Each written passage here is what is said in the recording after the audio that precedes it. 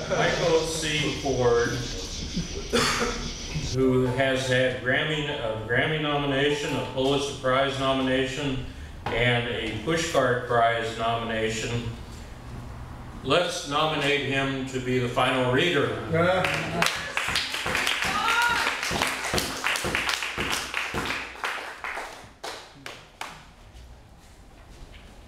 Well, thank you, June, and for hosting this reading. It's always a challenge to juggle writers, and you did it. You guys like my Sears back-to-school wardrobe? Is it working for you? Yes. Very nice. I realize, too, that it's really wonderful essay to be able to follow a distinguished servant. You know. Well, I'll be over to serve you, sir. Yeah, well, I mean, yeah. I actually saw Philomenian for the first time in her last year as a postulant nun on the campus at Mount St. Mary's College. I was a bit of a novice myself, actually, by invitation. I was an uncredited student in the auditing, it was auditing, communications class. And Jack Hirschman, who was teaching our poetry class at UCLA, and that's how I knew him. And he was invited twice to read at Mount St. Mary's College because he knew Sister Mary Patricia, who was a Dante scholar. Yeah. And so we were standing on the porch of the music building and would see Philomene walk by, eyes downcast, always the proper demeanor of the contemplative. And that's how I remember her. We had no idea, Hirschman and I had no idea that she was going to someday be a mover and shaker and making a movie called an existential beat comedy. You know? And, I mean, had no idea at all that we would be dealing with this gifted angel who inhabited Venice West. Pegarty invited me to help celebrate Philomene's beatnik nun era, and she requested that I read this chapter entitled The ZEN SLAP. The next day, I wait table for the superiors. High honor for one as awkward as I was, but from a distance, my clumsiness is not noticed. I have mastered wearing the habit, discovered that you don't wear it, you let it wear you. I let it ride me. I glide with grace. From a distance, in reality, I tremble. My stomach growls. Every day before I serve lunch, I have diarrhea and close to vomiting. It is the fear of serving the superiors. They are the hand of God, and most of them are tall, but one superior is unusually small. I bend over that 4-foot small superior and her small dessert dish with exaggerated dignity. With my good nun's hand, I place my thumb on top of the spoon so it will not rattle with the rhythm of my nerve endings. With dance-like motions, I begin to retrieve it. But I had gone for the dessert dish too soon. She raises her tiny leathery hand, the hand of God. It slaps my disobedient hand like one would swat a fly. My obstinate and perverse hand, my evil hand. That slap is heard throughout the refectory. The crack of that slap echoes off the walls. My ears, the slap hangs in midair. The only thing that exists is that slap. On my knees, the next day, before the junior mistress, I tell her, that sister slapped my hand. She is not God. She's a human being. As all the other superiors, the mother provincial, no more, no less, human beings. As you, Sister Sarah Marie, are a human being. As I am a human being. I rise from my knees, stand up, remain standing, my eyes not on the floor, but looking directly into hers. I bellow, I am And with these words, I snort fire from my nostrils, spit fire from my mouth, fire from my eyes, my fingertips, fire rising from my feet, burning, burning. It feels holy, a holy fire, holy smoke. And I know she sees it. The room is hot with it. I suspect the entire convent is hot from it. The mountain, the sea, the entire city of Los Angeles sizzle from the heat, not knowing why, but crackling. I am burning, burning. And yes, I know she feels it, feels the raging of these holy flames, these holy words. I am. Again, I say it. I am. She shudders. She knows as well as I that without intent, without compassion, that slap had had the effect of a Zen slap. The illusion had dropped.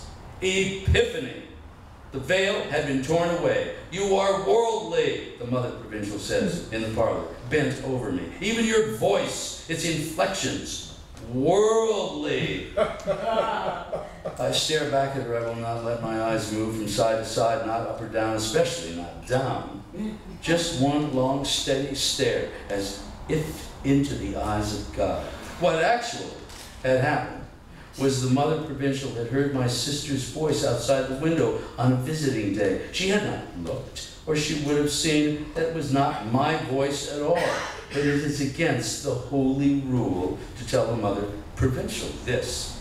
I am to lower my eyes, make no excuse, blind obedience. I am to drop to my knees right here in the parlor for anyone who passes to see.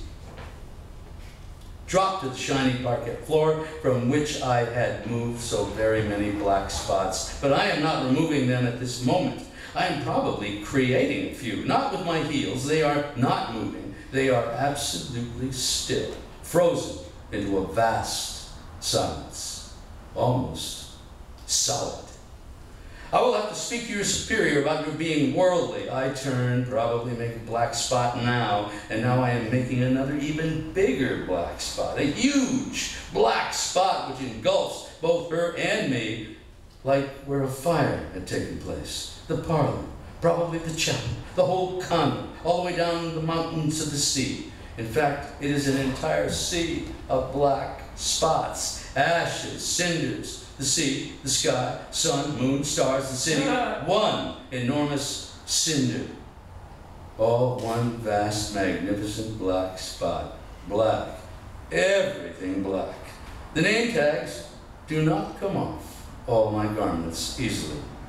They have been sewn on for years. One by one, I cut up my name. Sister Marie Philomenian. Sister Marie Philomenian. Sister Marie Philomenian. There have been so many Sister Marie Philomenians, and it is as if everyone is leaving me. I whisper, goodbye, Sister Marie Philomenian. Another name tag drops. Goodbye, Sister Marie Philomenian. Another, goodbye, Sister Marie Philomenian. I continue to snip her away until I reach the point of no return, the point when it would be far too much trouble to sew them all back on again. I pause at this moment. But it's only a short pause. I am past the point of no return. I will escape from the convent this very night. I don't know where that idea to escape came from. Running away from the convent is an extreme act, but I am an extreme person. Perhaps it is because, as Huckleberry Finn, I had run away so many times in my mind as a child. Running away comes naturally. No, just walk out. Operator, I would like to place a long-distance person-to-person call. It is one of the 2 nights in 5 years that I am on doorbell. It is the only time in the entire day that every nun, except the nun on doorbell, is in the chapel for evening prayers and complying. I have a few minutes. Pegarty picks up the phone. Pegarty is on her way out the door to a party. I'm going to leave the convent. Will you pick me up? When? Tonight. I hear the rattle of beads beside me. I jump as another nun behind me. Who? The Mother Provincial. Slowly I turn to see. No one is there. It had been my own rosary beads. Tonight, my sister asks, I can't. The car needs to be fixed. It'll never make it from San Diego. Then tomorrow. Can you do that, Philomene? Just leave the convent? It's not a sin, not even a venial sin. I looked it up in canon law. Where do you want to meet? At the bottom of the hill. I have to go now. Which hill? I can hear the nuns in the chapel beginning to rise from their pews. I must go. Our hill. I hear the chapel doors open. The soft feet of 200 nuns will soon be approaching. Which bottom? Which hill? My sister asks again. The bottom of the hill. Yeah. I answer and start to hang up the phone. I cannot see the nuns yet, but what time? Pegarty asks. 10:15. I have to hang up. Where will you be? In the bushes. What bushes? I have to hang up, Pegarty. Goodbye.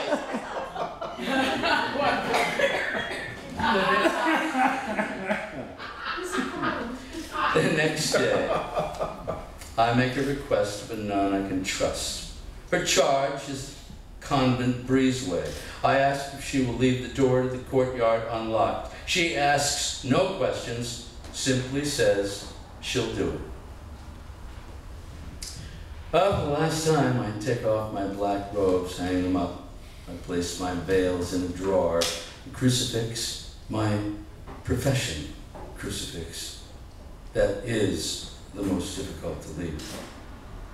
I write a note to the junior mistress. I tell her I'm leaving, that it is not her fault. Over and over I say that it is not her fault. Far too many times I say it is not her fault. I keep on my black nun stockings, put on a long white nightgown, pin up the hem so it will not look like a blouse. I use my black nun's underskirt as a skirt. We'll put on black suede shoes, which I've all these years used as bedroom slippers. Brush up my hair, my God, a pixie.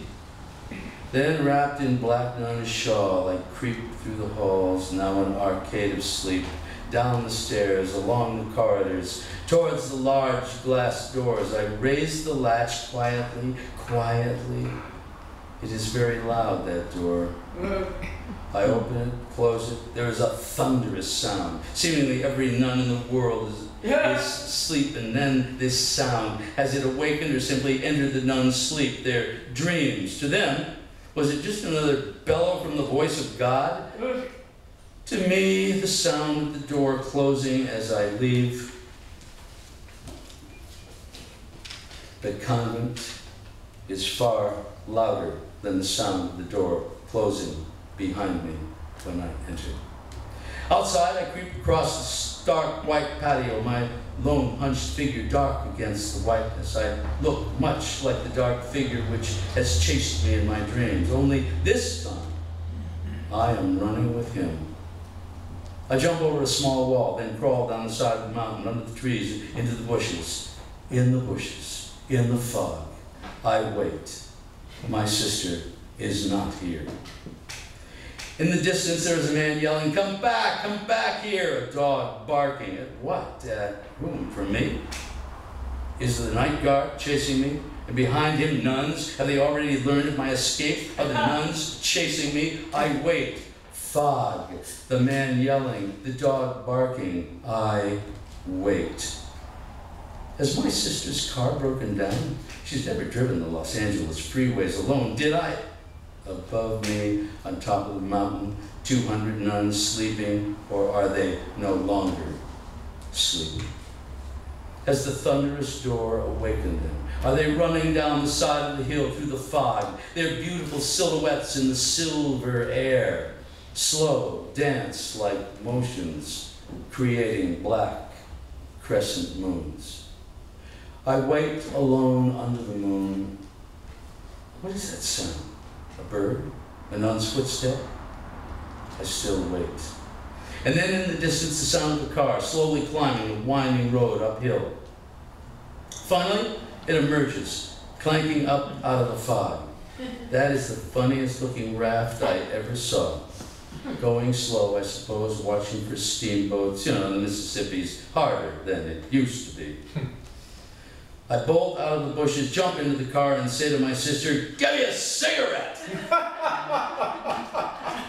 Pegarty Happy birthday. Yeah.